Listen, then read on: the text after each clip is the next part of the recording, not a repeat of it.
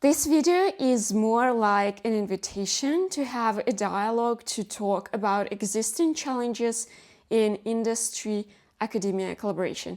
I will reflect on some challenges that exist right now that I know, but I really want to hear your thoughts about these challenges. What challenges do you consider to be the biggest ones? What specific challenges you faced if you ever participated in collaborative research projects between industry and academia. And I want to hear from both sides. I want to hear both from the industry and academia. As I mentioned in the last video, I believe it is really crucial to bridge this gap between academia and industry, between the research that is done in academia and industry. And in order to do that and increase the efficiency of collaborative projects between these two very different parties, we need to know what we're trying to solve, which challenges exist. So I just decided to ask you, because obviously I know some of them, but maybe there are more, and every day you face more different challenges. And I will, of course, share my own experience. So yeah, please feel free to leave your comments below, or you might just text me on LinkedIn. I'd very much appreciate your insights, as I'm really driven to make a difference here.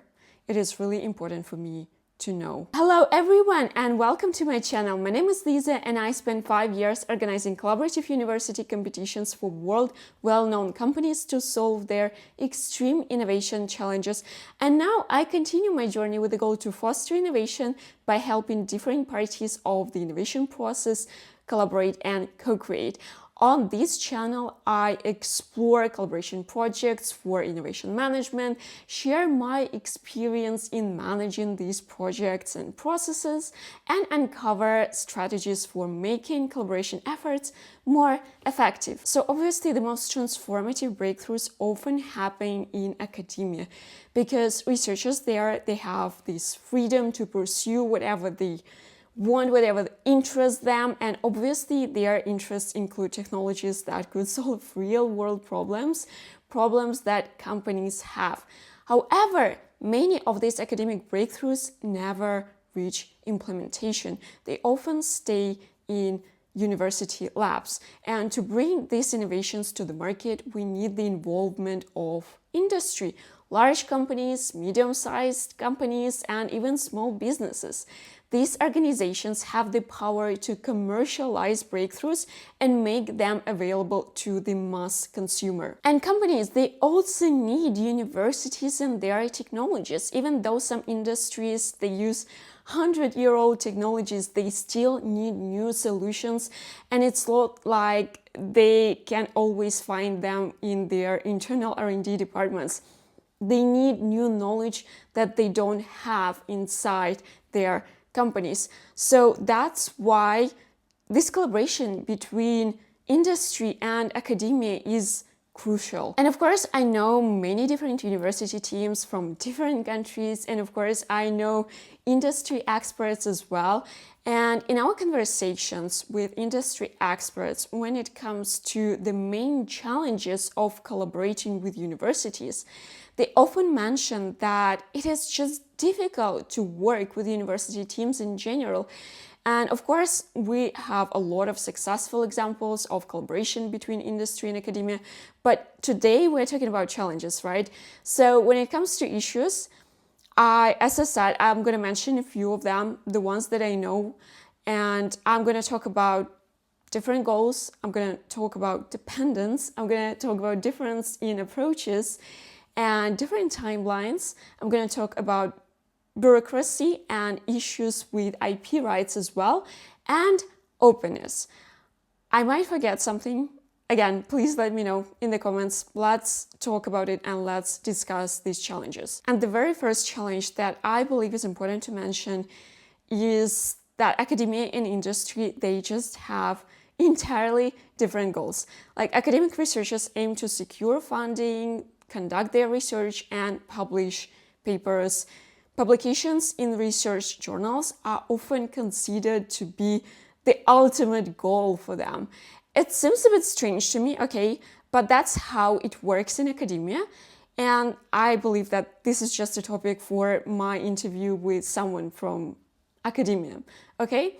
Anyway, in contrast, industry experts, they need real solutions that can be implemented and can be commercialized. So basically, the goal for any company is, of course, to make money and bring revenue. It's like a normal thing. We live in such a society. It's totally normal. So industrial researchers, they look, of course, for scalable innovations they can use to reach their goals. Something that can be implemented, something that can be produced, and something that can bring real revenue and return on investments. So on one side, we have academic outputs that might sometimes seem too theoretical or too niche, or use technologies and methods that cannot be applied on a larger scale, which is good for papers, but not so good for production. And on the other side, we have companies that are looking for implementable technologies. And I know that sometimes at the end of collaborative projects with universities, companies, they might get a solution that even lacks a prototype, so a solution on paper. So we have no match here.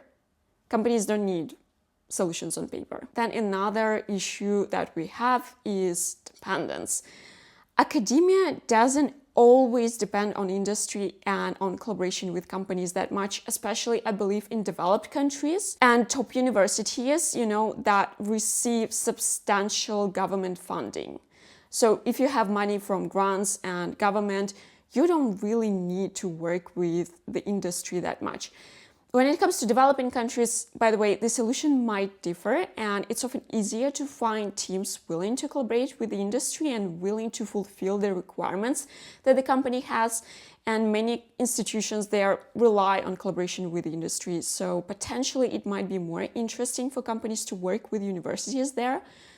Just an idea. Anyway, I think that the companies, they are more dependent on universities. First of all, they need people. They need, of course, graduates from these universities. And of course, they often need technologies that universities and university research teams have in order to create innovative products and improve the ones that they already have to withstand competition on the market. They need collaboration and they need new knowledge coming from the outside. Then there is a difference in approach because academia often allows for creative freedom, while industry teams, they innovate with tighter constraints. They often have these tight requirements they have to fulfill. And companies, of course, as I said, they need to focus on making money, meeting consumer needs, managing costs, ensuring their equipment efficiency, because of course you have a lot of different things there, machinery, and you need to use it, and you have your processes in place, manufacturing processes in place. You can't just change it all at once, So managing a company is also incredibly complex.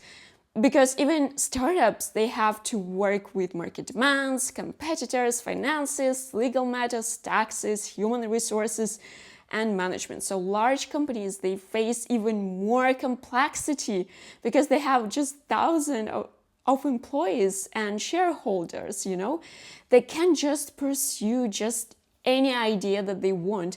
They have to address what market needs, what the consumer needs, and they also need to maintain their profitability. So what do we have at the end? At the end, they often focus on incremental innovations, except for maybe some industries like biotech, for example, rather than radical changes that academia might propose. And moreover, in particular cases, companies might change their requirements for a solution during the collaborative projects because of the market or new regulations or whatever. It's also a problem for a collaborative project, And academia, on the other hand, often doesn't prioritize practical considerations, For example, some academic frameworks, something that they offer, they are overly complex and they're not very practical for business to implement, or like it cannot be implemented at all. Some solutions cannot be implemented, as I mentioned as well. Also, academic researchers sometimes don't really want to change that, They don't like to talk about disadvantages of their solutions, like a lack of scalability, for example. They don't want to change methods they use for producing some materials, again, for example. And because their goals are different from the goals of their industrial partners, it's understandable, okay? Like they're not looking for implementation, they're not looking for revenues. They're looking to do a publication in the journal, to create something even on a small scale is going to be fine for them. They're going to be good with that. So it is what it is. Also, we can talk about timelines here because they are another major difference. University researchers, they usually have this luxury of long project timelines. Whereas industry teams, they must stay competitive and deliver solutions as quickly as possible. And when industry funds a research project, they expect a return on investment, not years of delays, They cannot just waste a lot of money, they need to work effectively. So from the industry's viewpoint, academic timelines can feel too long, especially when companies need quicker return on investment to stay competitive. And this is what often companies have problems with: how to make an academic research team work faster and comply with deadlines. Then another challenge is bureaucracy of universities. Dealing with technology transfer offices, signing all these agreements, and navigating all these legal processes, it can take an incredibly long time.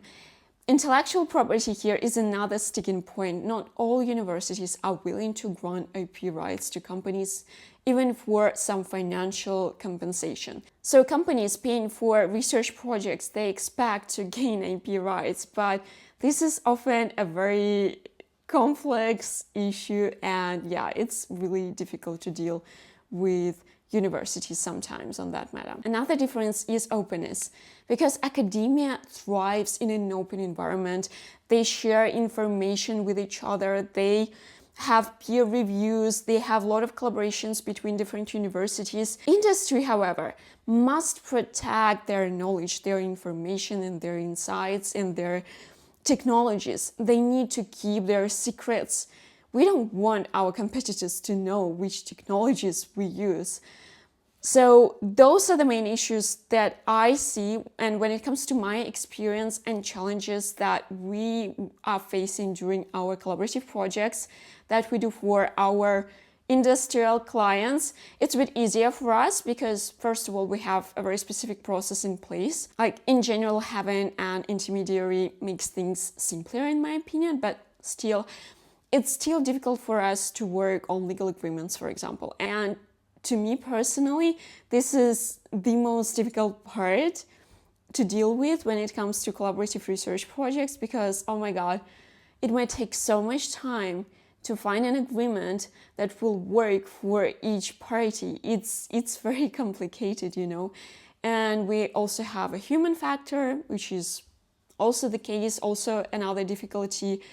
Of course, from our side, we make it easier for our client companies to work with universities, so we kind of organize this whole work and we manage things, but still, even for us, it might be challenging. So these are some of my reflections based on conversations with experts, based on my own experience, but I'd love to hear your thoughts about these challenges and challenges that you had in such projects. If you worked in industry and collaborated with academia or vice versa, please share your experience, please share your thoughts and insights. What challenges did you face? What do you think is the biggest challenge among those that I mentioned? Are there others that I haven't listed? I'm sure there are. And as I said, the whole purpose of this channel and what I'm willing to do is to make collaborative projects more efficient. I want collaboration to work for everyone, for all parties, to solve specific problems that we have and to make life easier for both academia and industry as well. Thank you for watching this video. I hope to see you next time. And meanwhile, have a good one. Bye!